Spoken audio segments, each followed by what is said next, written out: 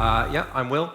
I wanted to say thanks to Emily. I just watched that talk sitting next to my partner, Bronnie, and she was pointing at me at pretty much every point going, yeah, that's you, that's you. A lot of red cards there. This is not my first trip to Mouvo. I actually came here 8 years ago. I was on this panel. That's me alongside some folks from Field, a guy from a company called Proud. That's Ryan Honey from Buck. It was a great experience. It was a great event. I think those talks are online. You can look them up and you can see Ryan Honey's opinion of what makes good work and that sort of stuff. I thought it was really great. At the time, I was also at a large studio at a place called The Mill. You may have heard of The Mill. It's kind of a VFX powerhouse, big creative technology company. I was there for 10 years and a couple more years at its sister company, MPC, before that. And then one day, about a year ago, middle of the night, Friday, got an email from some friends in New York at the company who said, The Mill is no more. We're closing. We've just been told we're out of a job. And just like that, our parent company shut us down. 10,000 people lost their job that day. At places like MPC, The Mill, Micros Image, lots of studios around the world, just gone. And it was quite a big shock. You work for a studio like that, you think they're going to support you through these things. And I think my colleagues did, but the overarching structure that ran the business didn't care. We were just numbers to them. And so one thing I think is really interesting to point out when we're in a place like this and we talk about space, I used to think that the place that I worked was so much a part of who I am and what I supported and what I stood for. I now realize what happened after was that the community came out. So my fellow colleagues and I, we started online chat groups. People started supporting each other with helping find legal advice, getting paid, getting new jobs. So I think, look around you. This is what matters. It's this community that we have, the way we support each other. This is the real deal. This is what matters a lot more than these massive studios, these big corporations that own us. And I really feel powerfully about that. That's why I come to events like this, either to speak or to just hang out with people, because this is what I care about. As far as work goes, I sort of have three big things that I still do. I'm a creative director, and I do lots of content for big screens. This, at the time, was the biggest screen in the world.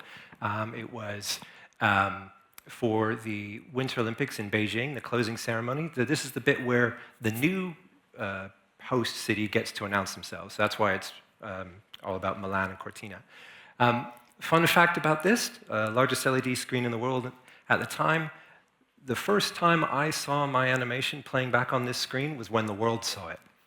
We were sitting in our front room in England watching this on TV as the rest of the world did. Something like 100 million people watched this. It was absolutely fucking terrifying.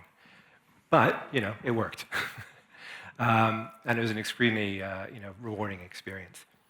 On the complete other end of the spectrum, I tend to do things, I like to be really creative with things like data and kind of mixing and matching different kind of artistic techniques.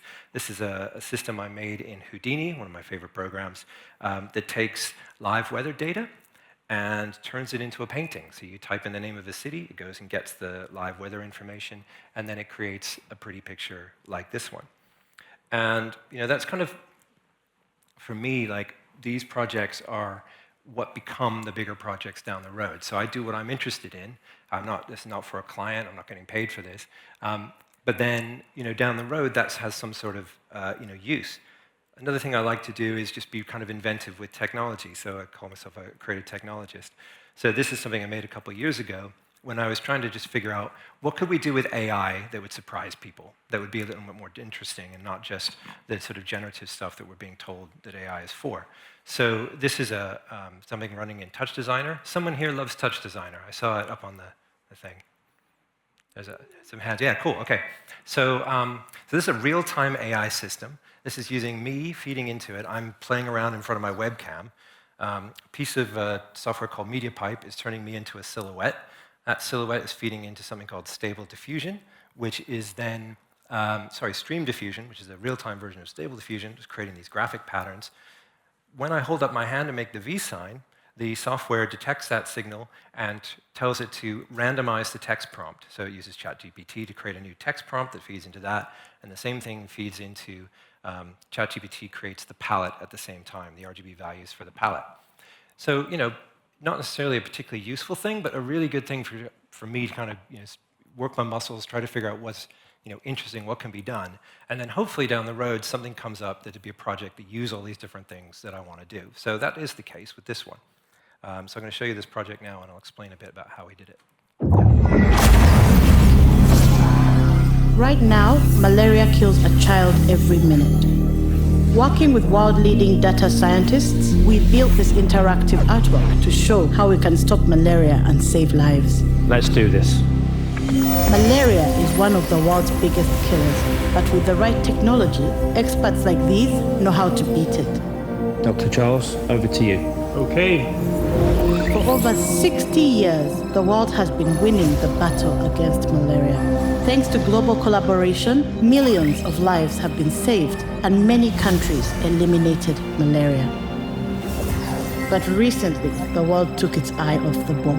The perfect storm began to rage. Mosquitoes started getting smarter, weather patterns became less predictable, funding slowed down, and years of progress began to unravel, putting millions of children's lives at risk. Let's see what we can do about this. It's time for our biggest ever push. Malaria can be defeated, but it will take a combined effort. With the tools available today, we can save millions more lives.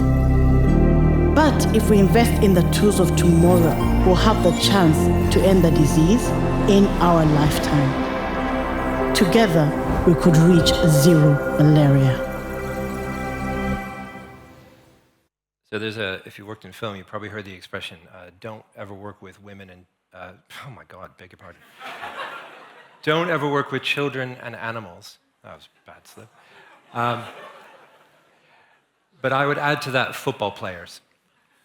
You probably recognize David Beckham in there. So you just give me an idea of the challenge with this project. In theory, it's not that difficult to make all this stuff. The challenge is everything's got to be done around this guy, because he's the whole reason for the campaign. He's agreed to give 2 hours of his time to be on set so we can make a commercial around him. So you have to be kind of creative about how you do that. How do you build something that you can actually make that looks interesting, that's fun, that uses him in an interesting way, is informational, informative, all that stuff, but you've only got him for 2 hours. So I built this thing called the Zero Malaria Experience. So while this looks like a kind of virtual production shoot, what you're actually seeing up here is a real-time, data-fed digital sculpture that is playing back. It's interactive. It reacts to the way that people move in front of it. You can drive it with your movement. For instance, in this case, you can actually start a clock. You can scrub backwards and forwards through time, all doing this in front of this screen. And underpinning all of this is real data about malaria. So we worked with scientists at Imperial College in London who gave us data about malaria over the decades that it's been researched. And we could attach it to physical locations on the map and all of that stuff. So what you're seeing here is a real-time playback system. And the reason that was so important is because it meant that when we were filming with David Beckham out there, there's no pre-roll or anything like that. They were actually making this stuff come up on the screen. So there was none of this let's do another take. We can, because we missed the playback or something like that. This was all happening live as we were filming it. There's lots of information here that was kind of underpinning all of this stuff about how different types of medication would work together and all that stuff. It's a fascinating project. And the other sort of thing about it was that the way I built it was such that we could transfer it to any other screen without having to re-render anything. So this is playing back off a Touch Designer. We could take it from a virtual production stage in New York, where we shot the commercial, to Outernet in London, and then we could play it back the same way on the system there, just using slightly different interaction systems. So, to me, that's a really exciting thing is when you make a project like this, is don't just make it for one output, like it's going to go on Instagram once. This can go and be used in all kinds of different experiences. It can play in libraries, whatnot. It can basically, by just changing some numbers inside the Touch Designer setup, it automatically reformats for screens. So work on TVs, a big screen at a school, anything like that, which I think is pretty exciting. I'm going to talk a bit about sort of this kind of tension in my work, which is intentional, between analog and digital. I make things exclusively using digital tools, but I try to give them an analog feel quite often. That's definitely not the last thing, but I see a tension there. I'm going to jump back to 1971 to explain kind of where this come from. This is a quote actually by my father, written in 1971. Statistical comparisons sorted mathematically cannot generate the intuitive insights of a well-stocked human mind. My dad was a TV news reporter. This was him reporting to the world that John F. Kennedy had been shot. He was at the assassination and he reported that news that night. But he was fascinated with the way that technology impacts the developing back in the 1960s and 70s to try to predict the way people would vote based on statistics. Now, I think that probably sounds pretty familiar. That's actually like an industry now. And Augustina was talking also about using AI in the place of a focus group, to try to understand what's happening. But my father's opinion at the time, and I kind of agree with him, is that you cannot just replace what is so powerful about a human mind using digital processing. But what was also interesting for me at the time, as I was growing up, and I was a child in the 70s, that computers were coming into being used. For me, that totally impacted the way I became an artist, because I have a learning disability that impacts the way that my brain communicates with my hands. And it means that any kind of sort of analog media, paintbrush, pencil, for me is extremely difficult and kind of pointless. And as a kid, that was really frustrating because I wanted to be a creative person. I wanted to make images, but I couldn't. One thing I was really keen to do is to make oil paintings. I just loved them, but I couldn't. Around this time, my school had a computer. So this is a school of around 600 children, and they had one computer. And this is that computer, the Texas Instruments personal computer. And I was allowed to use it for an hour every 2 weeks. And with that, you could do things like this. You could use a program called Logo, and you could draw straight lines, stars, whatever. It's a bit like an Etch-a-Sketch if you've seen one of those, but you do it with code. And what's so amazing here, and what was so amazing for me, is if you wanted to, you could delete one of those lines of code and go back and change it and try again. Basically the beginning of undo. And that completely changed everything for me. So while that doesn't look like a very exciting thing to make, to me that was amazing, because if you made a mistake, you could go back and start again. So I started to get really interested in making art with computers. I didn't make this, by the way, but I did make something like it at the time. One year in school, a teacher said, everyone make a portrait of Abraham Lincoln. I grew up in the US, by the way, so this is a famous American president. And I proposed to do this, to make a bit of ASCII art, which was kind of cool at the time. And the teacher said, no, that's not art. You can't do that. And that probably is one of the most motivating things for me ever, is someone saying, that's not art, or you can't do that, because that just made me think, all right, I'm going to prove you wrong. So throughout all the work I've been doing over the years, I've always been trying to kind of make stuff that feels like it's got a little bit of an analog feel about it, even if I'm making it purely using computers. And a few years ago, I started playing around with a tool called Houdini and started making oil painting with Houdini. So I actually came up with a system that could generate kind of paint strokes that looks realistic, and then a system where you can actually input a photograph, and it will trace that photograph, figure out where the art, if an artist had drawn it, where those strokes would be, and then create three-dimensional paint strokes that have relief to them, and turn those into a painting. So for me, this is kind of like the intentional struggle here, using digital devices to make something that looks analog, looks beautiful, but also looks, perhaps like, what is it? Is it digital? Is it analog? I'm not really sure. Now, I know a lot of people are quite purists about this and say, well, if you use digital tools, make digital art. For me, this is what I want to make, and this is what I'm interested in doing. So I'm going to show you now a little behind the scenes of a project that we recently finished, and then I'll go on to talk a bit more.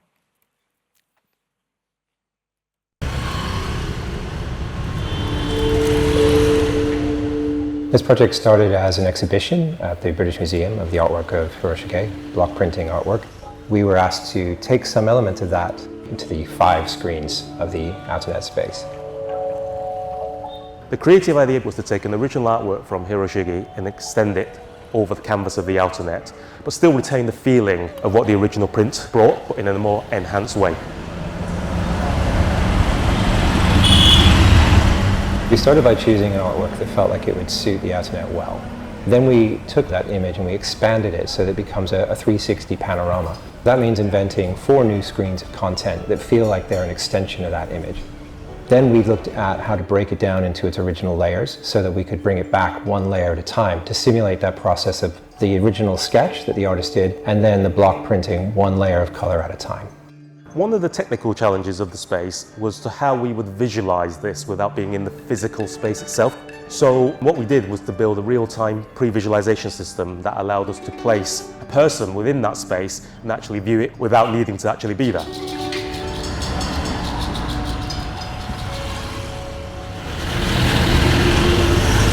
It was really important to us to celebrate the artistry of Hiroshige and also the other people who are involved in making that artwork, the printer, the publisher.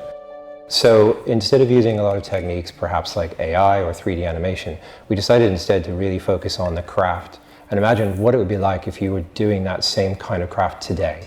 So we're just using digital tools, but we're using them in a way that really just replicates that process. So instead of using computers to do any design work, we had artists doing design work. We really wanted to create a mindful space in the hustle and bustle of central London and Tottenham Court Road, where people could go, enjoy the piece of artwork and actually feel immersed in it.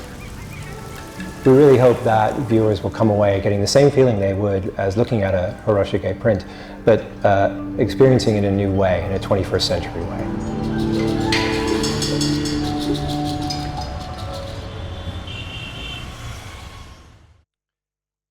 So I'm going to talk about some more kind of data-driven artwork now. And one thing I think that's really important to stress about this kind of work is that it's about human energy. It's about the energy that we have when we're creative, or when we're thinking, or when we're making stuff. So no matter how much we apply kind of digital techniques to this stuff, it's what underpins all of this stuff is us. Is the thing that makes us special and interesting. So this is a project that we did for a cosmetics brand called Lush. They did a very fancy kind of spa treatment where you get a massage and you get they play music and there's they put smells there. It's a kind of big multi-sensory experience, and they asked us to visualize what it would be like to have what would you feel like to have that treatment. So we actually measured what actually was going on in the body while they were having one of these treatments. So we measured their heartbeat. We also measured their brain waves, their breath. We measured the breath as they were having the treatment, and also touch. So we came up with a system for measuring how they were being massaged.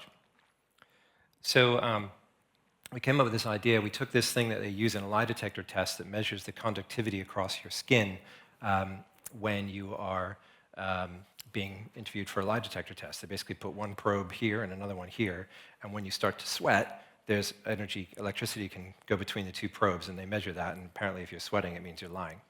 But obviously, as soon as someone gets into a massage, they're sweating right away, so that didn't work. But what we figured out instead is you could put one probe on the person giving the massage and the other probe on the person having the massage, and you got some data that looked like this. So this is an hour and 10 minutes of massage touch data, and that is basically the contact between the masseuse and the person having the massage. And then it was just figuring out how to turn that from something that looks like a graph into something beautiful. So I started looking at forms that we could play with, and I started imagining what are different types of touches that the masseuse could use. The kind of kneading like bread, or something maybe a bit more rough like this. And I mixed all those together, and then I used the data to kind of drive that up and down and to determine which one of those strokes was being used at a time. And you get something that looks like this. Which in itself is kind of interesting. Like, I never would have designed that. It's when the data gets in there, and that starts to make it look kind of beautiful and interesting. And then you animate that, using the time information, and you morph the 3D geometry around, and you put some depth of field in there and some nice shading, and you get something that really does evoke the sense of what a massage actually feels like. And I think it's quite successful. It's not a data visualization in the sense that you can look at this and make mathematical determinations about it, but you really get a sense of what that must have felt like. And this is the animation that we created for the brainwaves at the time. Again, once we built the system, we put the data into it, it suddenly took on a kind of life of its own. I really like this idea of being an artist at allowing some other kind of influence into what you're making. So you make the system, then the data comes in and adds to that and gives it another layer of intrigue. This led to a project more recently, specifically about brainwaves, which I'll show you now.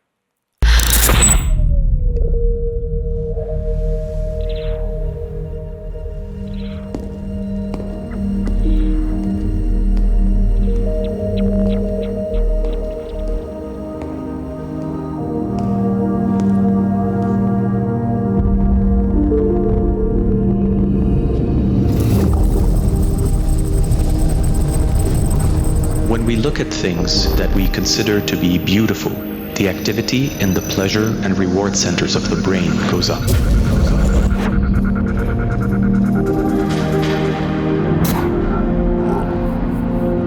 Sometimes you can be overwhelmed with feelings, but you don't know where they're coming from.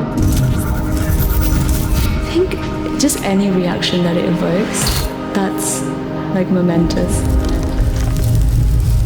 Studies suggest there is a release of dopamine, which is also known as the feel-good neurotransmitter. It's mind-blowing. It takes me into another world. And the art can take me there. It's just like, wow.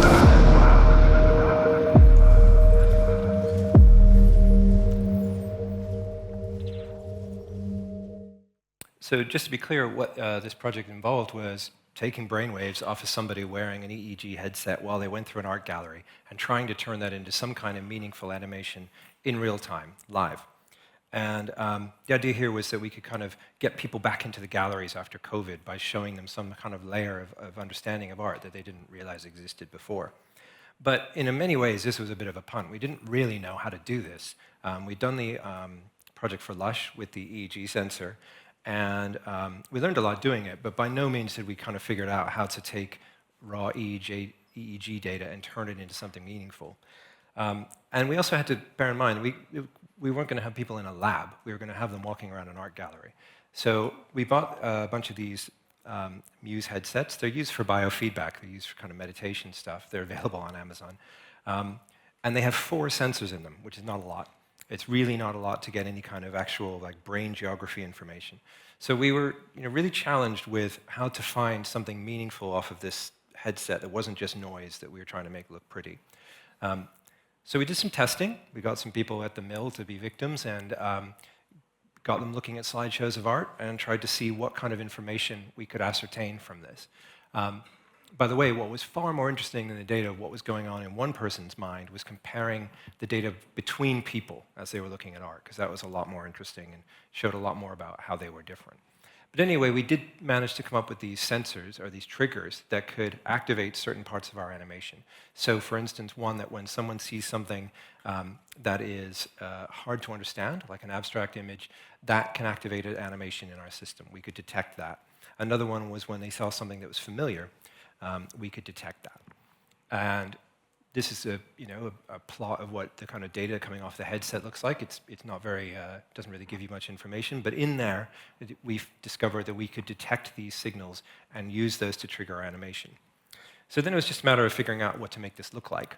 And whenever we do something like this, the first thing we do is just put a whole bunch of options in front of our client, and we talk about what might be a good way to do this. And it's good because it means you don't have a lot of you don't waste time trying to make something that you're not going to end up doing. And you just give them a whole spectrum of stuff. You go, well, this is something that looks like a graph or science, and this is something that looks like a work of art. And we hit on these 2 examples, which we really felt like they could be data, but they could also be quite fun and creative and interesting to look at.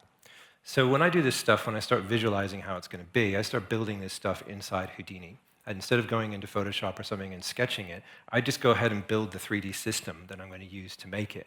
And I start to understand what are the kind of axes in this graph that I can play with? What can I change to sort of suggest that different kinds of information are coming into the system? So even just by breaking it off that 2D axis and turning it into a 3D one, that could mean something. The way that you kind of twist and bend the ribbons that we were calling them, that could mean something too. And this is before we've applied any data. I'm just putting some arbitrary kind of values into my system, and then just seeing what kind of different things I can do to tell the story with that shape. So for instance, I'd realized that running a cloth simulation on this could really give you that sense of kind of chaos or confusion. And I thought that was interesting. And then, of course, just like what different parts of this system what I call exposing the control. So basically, what little levers in that system can be driven by external data. And I only pick like 3 or 4. I don't let the whole thing be kind of taken over by the data. Otherwise, it becomes very hard to actually understand what you're looking at. And then just figuring out like how to mix these things together, like what bit of control says, okay, now we're in the chaos bit, and now we're now in the smooth bit. And this is all just kind of playing around. We haven't plugged in any data yet. And then, of course, this stuff, we show it to the client, and they say, yeah, that looks really cool. But they say, could you throw some numbers in there? Because this is about numbers and stuff. And you're saying, well, the numbers are kind of meaningless. And they said, yeah, but have some numbers, because people will like that. They'll understand that that means it's data-driven. It's like, okay, fine. So all of this stuff is built by me and Houdini. Ultimately, we have to build this, which is the real-time system. And so this is actually built in code. This is a creative technologist I work with who is capable of kind of recreating that stuff in code and then plugging all the data into the system. And this is what it looks like. You can see that corkscrewing motion. That is what we decided to use for the confusion, when you see something you don't recognize. So, for instance, if you look at this person here looking at this abstract painting, you'll see that the system has got some corkscrewing going on in there. And basically what the research told us about this is that's what happens when you look at an abstract piece of art. The first time, your brain just tries to figure out what is it? What am I looking at? And then after a little while, you kind of give up and realize that you're not actually looking at something figurative. It might be a landscape or something. And then you start to process it in a different way. So that was fascinating. And then this is the kind of familiarity effect. So you can see there's a kind of subsurface glow occurring in places. This is when you saw something you recognized, not necessarily like a person that you recognize, but a thing or a place, or even a cow. Once you saw something you recognized, that would make that glow go in there. And that was the system. That drove in, plus some additional kind of ups and downs that were driven by sort of gamma signal, or sort of intensity of conscious thought, and that was it. And it creates these kind of beautiful shapes that can just play forever. So that was that one. But I think, that when I first came up with this phrase, our creativity is human energy, what I was really concerned about is the push or the impact that things like AI are having in our industry. And, what people are telling us AI is doing to us as artists, and what it means for us as artists. Because I feel like basically there's a push towards this, the 5-legged elephant, right? It's just, look, you don't need artists anymore because we can do this. And it drives me nuts. Personally, I think AI is really fascinating, and I think there are really interesting applications for it. And for instance, I was talking to someone the other day who's a lifeguard at a public swimming pool, and she said they have an AI system that counts how many people are swimming in the swimming pool, and it can detect, how well they're swimming and give them alerts. And she said, because of this, I don't have to count how many people are in the swimming pool anymore, and I can focus on how well people are swimming. And it turns out, I didn't know this, but when someone's drowning, it's not like they're putting their hands up screaming, I'm drowning. It's actually something you really have to watch carefully when you're a lifeguard to see how people are swimming. So the AI system takes her responsibility away from counting all these heads and says she can watch and look at how well people are swimming and make those kind of judgments. But the exact same technology is used in factories to determine if people are being lazy. And this kind of dystopian shit drives me nuts. Like, how awful. And it's the exact same technology. And I build interactive experiences, that's my work, and it's the same tech. And it's not that hard to get access to. And that really makes me worry about, what are we saying that this technology is for? Is it to empower us, or is it to control us? So when it comes to AI image making, which I do quite a lot because I do a lot of concepting, I have these rules because I feel like I don't want to be the bad guy in all of this. I don't want to rip people off. And so I don't steal other artists' work. I don't train my models on other people's work. I don't use AI to replace an artist. I don't say, oh, well, we're going to cut our team down because now we're going to replace that person with a computer system. We don't use AI to promote negative stereotypes.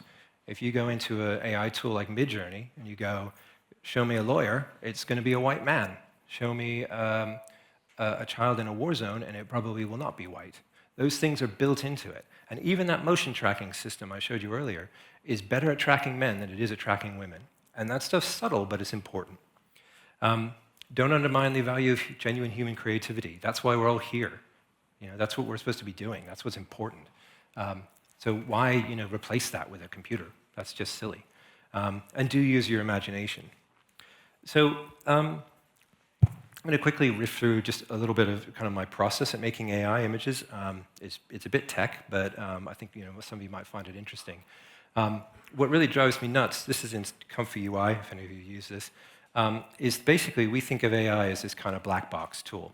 you take a model, like Flux or Stable Diffusion, you add a text prompt, and then you get an output. And basically, that's all you can do. And it's like this black box. And if you've used these tools before, you just keep trying and trying and trying, typing different stuff, and eventually you might get something you like or you could put into Photoshop and change. For me, what I've done is realize that there's sort of two big controls that you can bring to this system that really change things.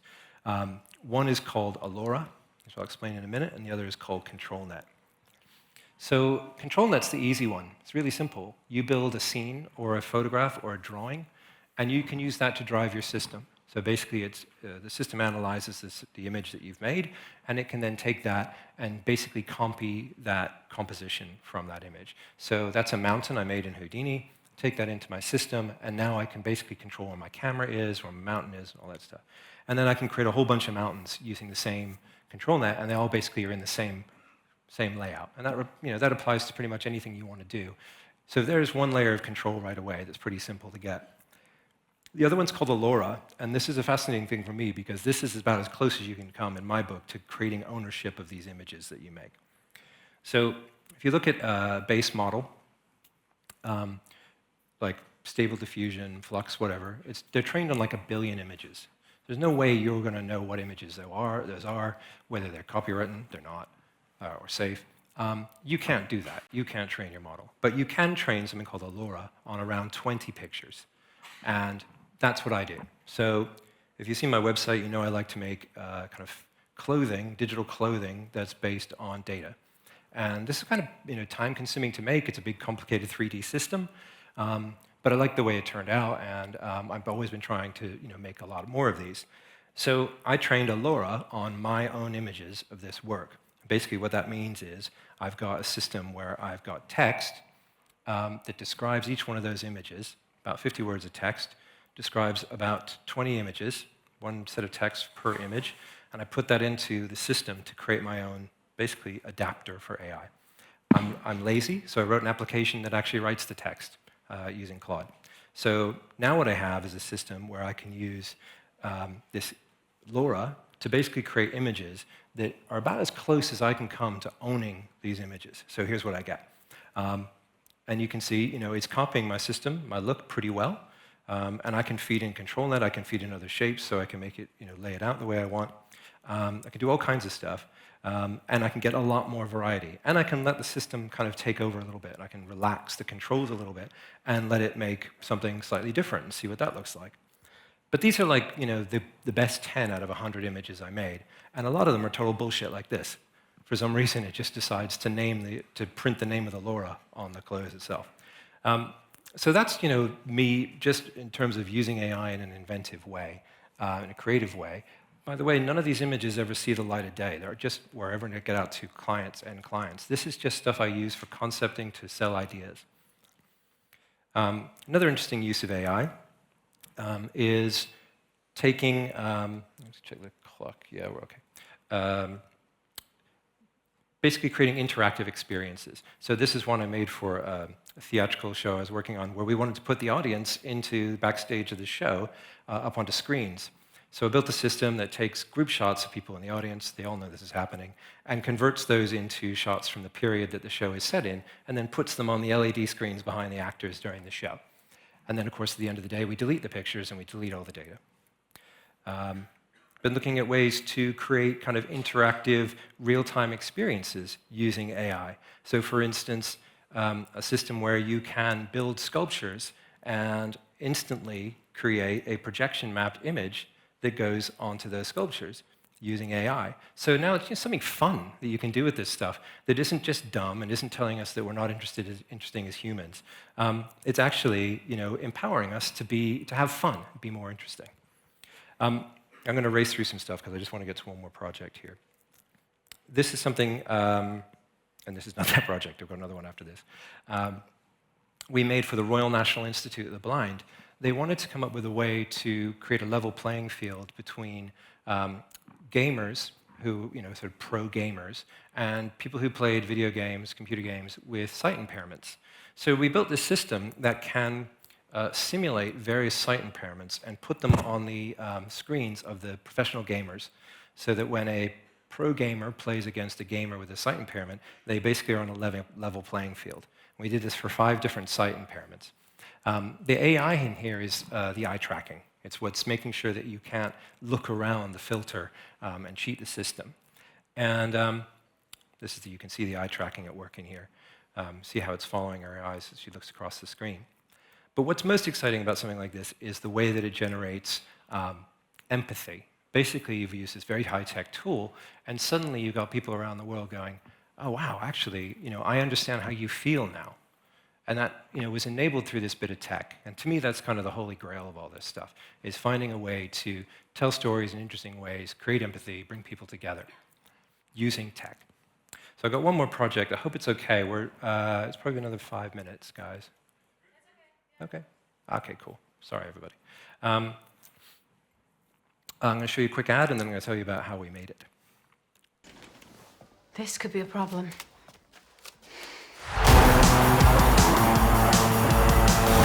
This could be a problem. What? Could be a problem for Lauren James. As their squad grows even stronger, the competition for places heats up.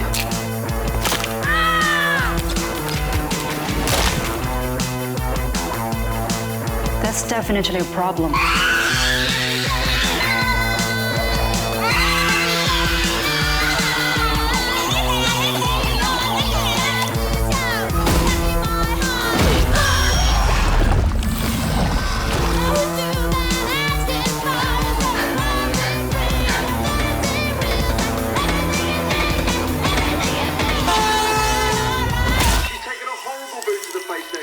This one's going to be a real problem.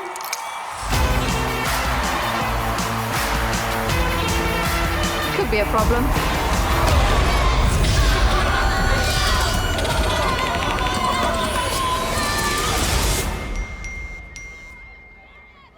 Women beat problems every day.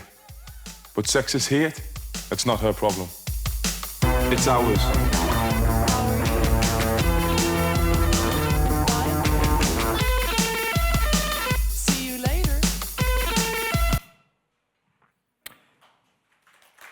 Thanks.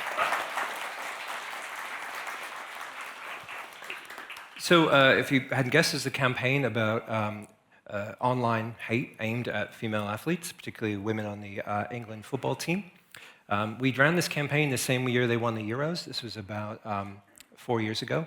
So that was kind of a lucky coincidence that they happened to win the year that we were doing this. But it also coincided with the biggest tournament in women's football ever. It was all played in England. They had the final in Wembley. It sold out. It was a massive success for the team. We happened to be running this campaign at the same time, working with EE, the phone network, and this group called Hope United, who wanted to draw attention to the way that women athletes are targeted on social media. So if you look carefully at their jerseys, you'll see all the jerseys are a little bit different, the shirts they're wearing. Each one's a little bit different. And that's because they're actually built using data about the players. And they're actually using hate speech about the players that we scraped from online. So when we started this project, we didn't really know anything about how to do this. We didn't know what online hate was really like for these players. All we knew is we needed someone to help us understand this stuff. So we actually found a team in Wales and England that specialized in tracking online hate and abuse and used it to great effect. In fact, during the previous year's men's Euros, a bunch of England men players missed their penalties at the end. And several of them were young black players. And they were targeted on social media. And this group called Hate Lab that we worked with, this is the scientists behind the team, had actually built a system to detect all the nasty abuse that was aimed at them the night that they missed those penalties. And because it was data-driven and technical, they caught all of this stuff before it was erased the next day when the people who said these nasty images woke up and deleted them, or nasty texts woke up and deleted them.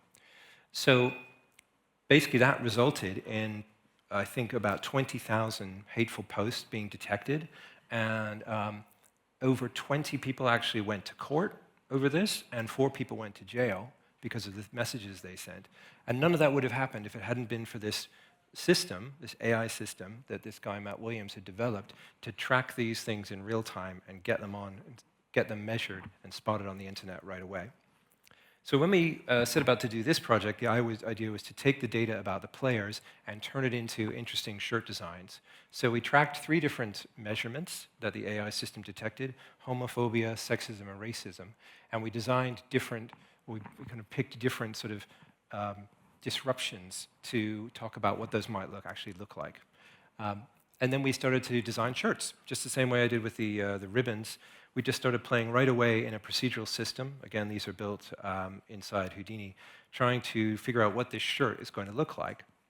And once we settled on a shirt design, we built a real-time system. So as soon as these numbers came in about the players, we could plug them into our system, and you get a new shirt design. So actually, during the tournament, we had digital versions of the shirt that would update. And obviously, you're not going to look at this and go, I know exactly what that means. It's just meant to be a kind of interesting image that draws you in.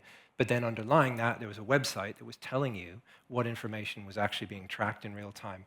And also, more importantly, telling you what it meant, like not just in the numbers, but what this different types of abuse meant, where it was coming from, and all of that. So it was a kind of, the design idea was sort of a portal into that and part of that bigger campaign. This is the final numbers of the hate speech during that tournament. And as you can see, if you look carefully at this graph, these are hateful posts. This graph goes up to 100. The last one is when they won the final.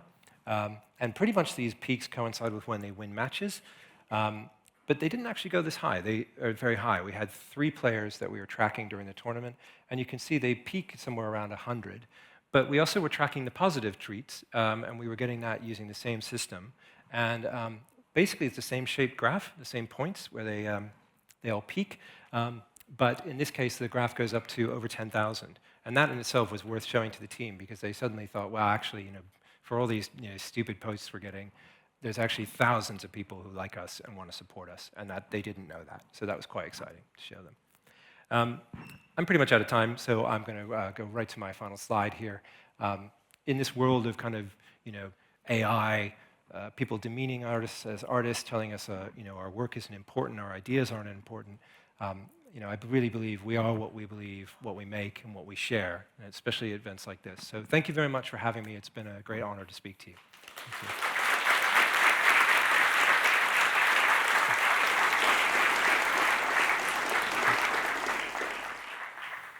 Thank you very much, Will, for a really nice talk. Thanks. Enjoyed it a lot. Thank you also for a look back in the past from the discussion panel. Yeah. That was a nice touch. I wanted to ask, sorry if it's any personal or anything, I wanted to go back to that moment you mentioned when you were told Mill is shutting down. Yeah. What are the other stories? Because so many people were affected. Like, do you know from your friends and other colleagues what were the stories afterwards? Like, did everybody go just suddenly freelance, or did they stop with the creative industry at all? Or how did you see the story then go on afterwards? It was a massive spread of different things that happened to people. I went freelance because I was in the sort of creative technology realm that there wasn't a company ready to scoop me up. But a lot of the people who did the kind of bread and butter VFX work were in new jobs within a month or so. Speaking just from the Mill, the wider company, there were many, many more layoffs. Some people have started new studios.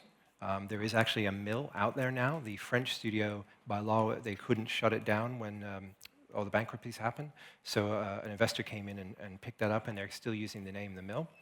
Some people think that's maybe not fair. There are a lot of people out there who still haven't been paid, a lot of freelancers who owed a huge amount of money. And then there are some people I still see online, on LinkedIn a year later who still haven't got jobs. So it's the whole range. For me, it's not been such a bad thing in that it's allowed me to take a step back and think more carefully about what I really like doing.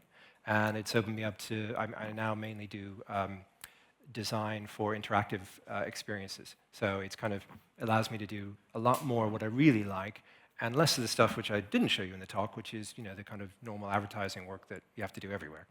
Okay, that's very interesting. And you mentioned that it really came as all of a sudden. There were no clues that this might come. Oh, there were a lot of clues. Yeah. Yeah. Yeah. I think the main issue though that we didn't foresee is that it was going to happen so brutally. So in the UK, we have redundancy laws, so if you're made redundant, you have to have a consultation that lasts a month. You have the opportunity to save your job, and you get paid during that time, and you make a deal at the end. We were all denied that completely. It was payday that we were told, and we just didn't get a check, and that was it. We were done. So the only money that came after that was through a bit of government grants that offered us some backup, but no, it was brutal. Wow. So that leads me to another question. Like as we hear a lot, in the discussions, if AI would take over designers' jobs, would you have, if we take this as some kind of a clue, or what would be your advice to anybody in the industry? I don't think it's going to replace distinctive work. I think you've seen a lot of people here making very distinctive work, and I think they're fine. And why wouldn't they be? Obviously, there's massive challenges out there with budget, schedules, and I'm sure you all know that. And I think that's going to carry on. I would say don't write it off completely. I think the debate about AI lacks nuance. There are versions, as you see, hopefully from what I've shown you, there are ways to use it that are interesting and empowering. And I think just try not to listen to the haters out there who are just telling us that we're worthless and that we're going to be replaced by computers, because I don't believe that's going to happen. Great. Do we have any questions from the audience for Will? I realize I've kept you all after school, so there's one. Yeah. All right. Mike is coming. Hey, Will. Hey, man. I was wondering, especially with the Muse, because I was looking into that as well. Yeah. Like, do you think, guys, you were able to crack the sensor, actually? Does it really give you great data, which sounds like comparable to like medical EEG? Not really. It gave us enough to make something that was interesting. The main thing when you have an EEG headset is what you really need is not just sensing from one part of the brain, but all the different regions of the brain, because that's where the brain geography is where the interesting information is. So all you're getting off here is one part of the brain. I think it's the frontal temporal lobe, which in itself is interesting, but is not nearly as interesting as having more sensors. So that was a couple of years ago now. There's now a new headset out that I've seen that actually has 10 and goes right around the brain, and is also, you can crack it. So basically you can get at the raw data, which is a really important thing if you want to actually work with this stuff. So I've forgotten what that's called, but I can... Isn't it the Crown or something like that? Or I heard some called Crown, like the black one. I don't think it's called a Crown, but it looks like one. Okay. It does go all the way around. Yeah, okay. Yeah. Okay, thank you. Because I think it's super cool, like a really interesting talk, and Thanks. I'm actually happy to see which direction you're going. I love it. Jan and I used to work together, so he's not a plant. Yeah, he paid me later. Yeah. All right. Do we have any more questions from the audience? So I have a last one then. As you're freelancing, do you have any way to curate your clients, given your interest, especially in data-driven art, digital art? You mean choose who I work for? Yeah. A little bit. Yeah, it depends how desperate I am. No, I think a lot more so than I ever did. When you're at a big studio that has big overheads, you're lucky when the cool projects come in, but a lot of times you're stuck doing something that you would really probably rather not be doing. So I can. I have a couple red lines. For me, gambling. I don't work on gambling projects. That's just something I've decided I don't want to do. However, I do work for clients in Saudi Arabia, so there's a trade-off there. All right, perfect. Thank you very much again. Thank you. Cheers.